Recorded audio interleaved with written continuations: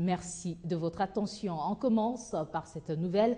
Le Conseil supérieur de la défense prend acte du déploiement de la brigade d'intervention de l'ONU dans l'est de la RDC, destinée à traquer tous les groupes armés infestés dans la région et parmi lesquels le M23 soutenu par le Rwanda. C'était au cours de la réunion tenue vendredi 10 mai à Kinshasa sous la présidence du chef de l'État, Joseph Kabila. Suivez.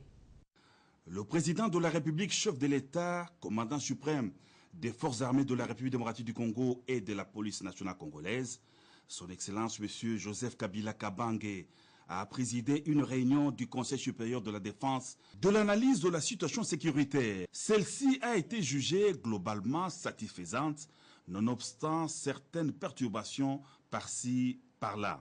Le Conseil a pris acte de l'arrivée sur le territoire national des éléments constituant la brigade internationale d'intervention en rapport avec l'accord cadre d'Addis Abeba et la résolution 2098 du Conseil de sécurité des Nations Unies. Le Conseil a pris également acte de la bonne attitude prise par certains membres de groupes armés de déposer les armes et de se rendre aux forces gouvernementales en vue de consolider la paix. Un appel a été vivement lancé à ceux qui hésitent encore, tout en demandant au gouvernement de prendre toutes les dispositions pour leur encadrement.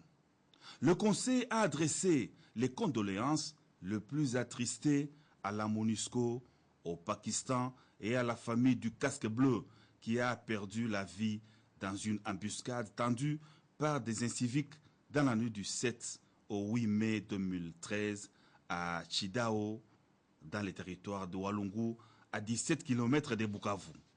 Le Conseil a, après adoption de la présentation des textes juridiques relatifs à la réforme des forces armées, instruit le gouvernement de continuer avec célérité la mise en œuvre de la réforme du système de sécurité déjà engagée.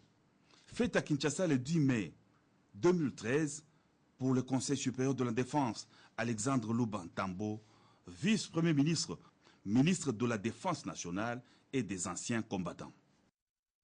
Brigade d'intervention de la MONUSCO, un contingent des militaires tanzaniens est arrivé vendredi à Goma, au Nord Kivu. Ces soldats s'ajoutent à d'autres qui étaient venus avec le commandant de cette force. Cette force, vous le savez, doit être déployée sur le territoire congolais pour neutraliser les groupes armés. Justement, nous sommes en ligne avec le porte-parole de la MONUSCO pour en parler. Madnoj Munubai, peut-on connaître le nombre exact des militaires tanzaniens qui sont arrivés à Goma?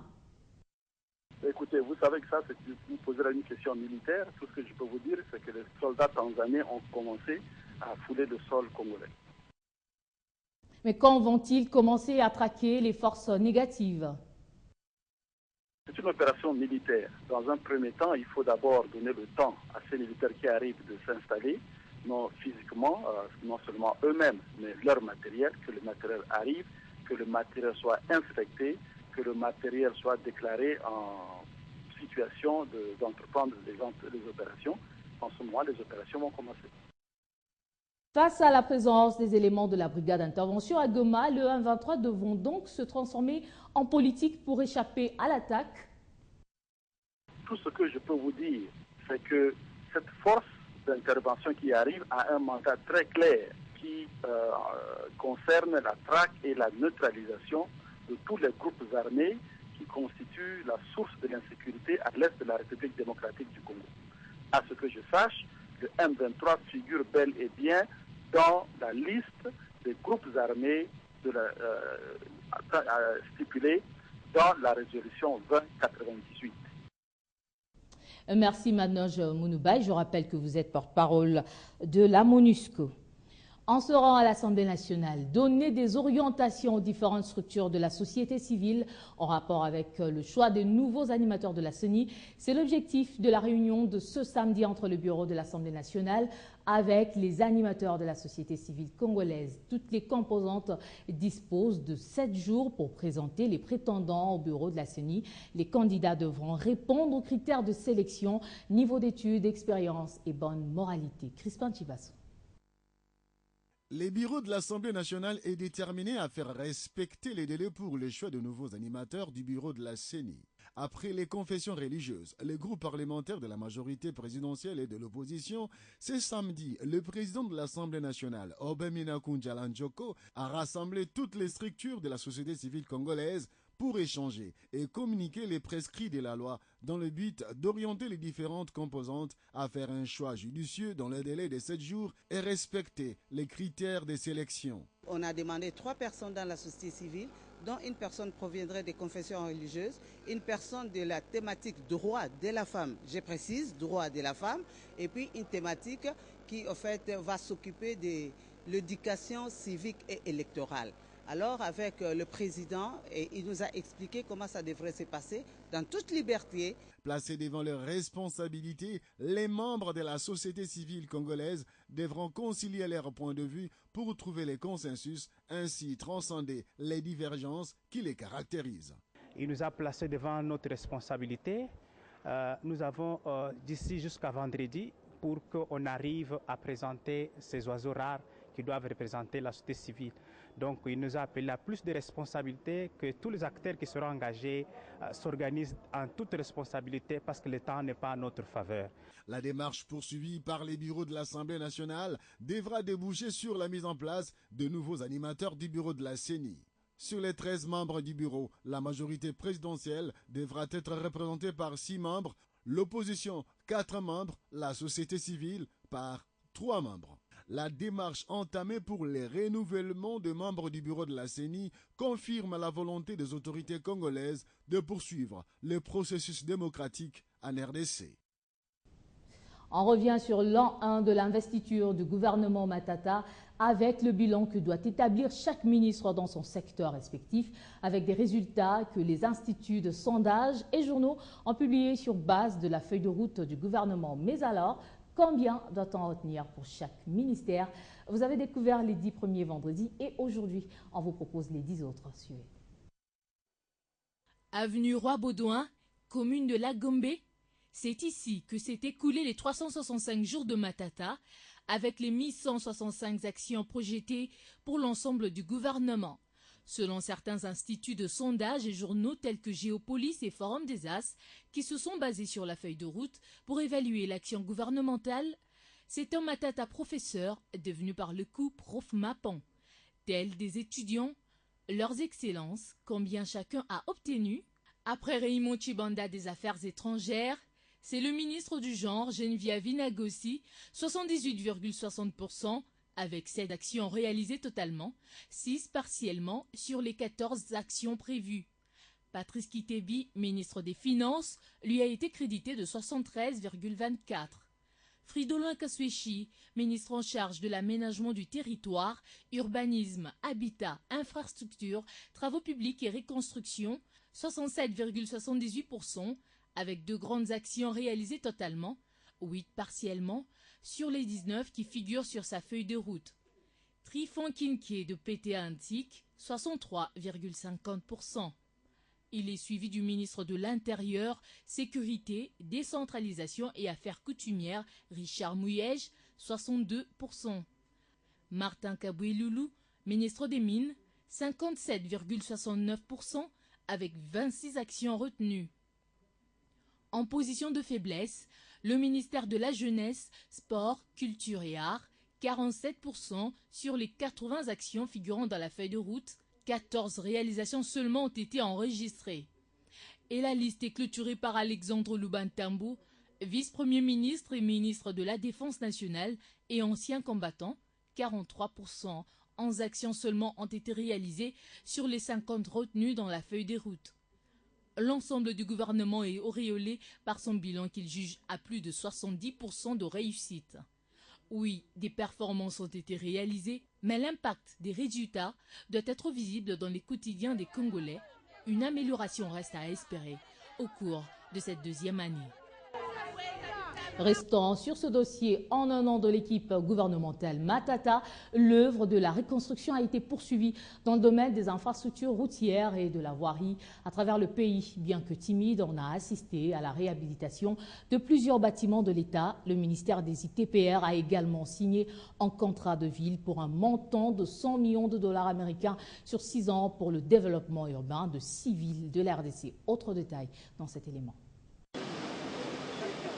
Entre mai 2012 et mars 2013, le gouvernement s'était fixé dans le domaine des routes un objectif de 10 863 km. En un an, l'ensemble des travaux s'est étalé sur un linéaire de 8 310 km réalisés sur financement du gouvernement et des partenaires.